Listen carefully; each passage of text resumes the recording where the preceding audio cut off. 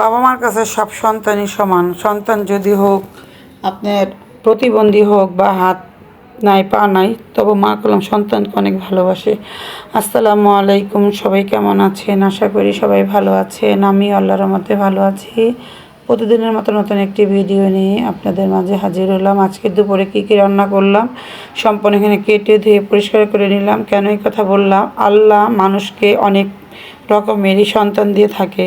কারো সন্তান পরিপূর্ণ সুস্থ, কারো সন্তান আপনার প্রতিবন্ধী হয়, কারো সন্তান আবার দেখবেন হাত থাকে না, পা থাকে না, বিভিন্ন সমস্যা নিয়ে আল্লাহ যাকে যেভাবে সৃষ্টি করে আল্লাহ সেভাবে পৃথিবীতে একটা সন্তান আসে। কেন বললাম? অনেক বাচ্চা দেখবেন আপনার 100 জনের মধ্যে দেখা যায় কি 20-25 জনের মধ্যে আপনার বাচ্চা অসুস্থ থাকে বা বুদ্ধি প্রতিবন্ধী থাকে, বা অনেক বাচ্চার আপনার হাতে সমস্যা, পায়ে সমস্যা, ব্রেনে সমস্যা থাকে।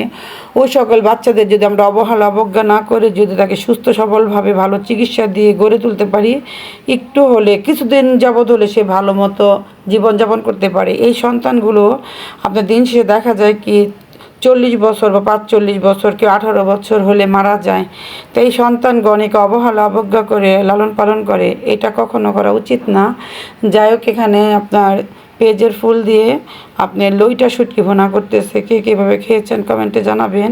আর বিশেষ করে দেখবেন আপনার সুস্থ সবল বাচ্চাগুলো বাবা মার কাছে চেয়ে খেতে পারে, আর অসুস্থ বাচ্চাগুলো দীর্ঘক্ষণ বসে থাকতে হয় বা কেউ শুয়ে থাকে, সেগুলো কিচ্ছু খেতে পারে না। আর এখানে আপনার পাবদা মাছ ভুনা করে নিব পেঁয়াজের ফুল দিয়ে, কারণ আজকে 2টা সবজি রান্না করছে আপনার মাছ দিয়ে, আর একটা রান্না করছে শুটকি দিয়ে। অনেক মা বাবা কী করে, বাচ্চাদের অবহেলা অবজ্ঞা করে ফেলে দেয়। তো ওই সকল বাচ্চা বেশি দিন আপনার লাস্টিং করে না, দিন শেষে বাচ্চাটা মারা যায়।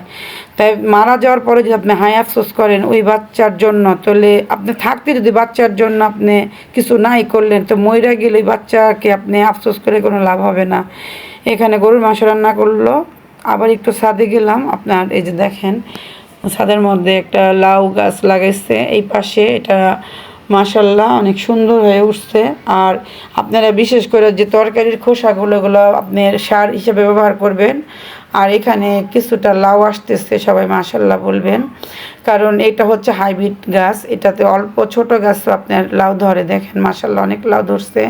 তাই সবাইকে বলবো, যে সকল বাচ্চা আপনার অসুস্থ তাকে আপনারা মন প্রাণ দিয়ে ভালোবাসবেন। কারো অবুঝ শিশুর মতো থাকে, তারা কারো কিছু বলতে পারে না। আর বিশেষ করে সুস্থ সবল বাচ্চাদেরকে বাবা মা ভালোবাসবেন, কারণ তারা চাইতে পারে সব কিছু, আবদার মেটাতে পারেন। অসুস্থ বাচ্চাদের কখনো আবদার মেটানো যায় না। যাই হোক, আজকে দুপুরে কী কী রান্না করলাম সম্পূর্ণ ভিডিও আপনাদের সাথে একটু একটু করে শেয়ার করলাম। কেন এই কথা বললাম? আয়নের খালামণি ছিল আপনার প্রতিবন্ধী, গতকাল মারা গেছে। সবাই ওনার জন্য দোয়া করবেন, আল্লাহ তাকে যেমন জান্নাতবাসী করে। সেজন্য কালকার ভিডিওটা কি বলছি কিছুই বলতে পারবো না। সবাই ভালো থাকবেন।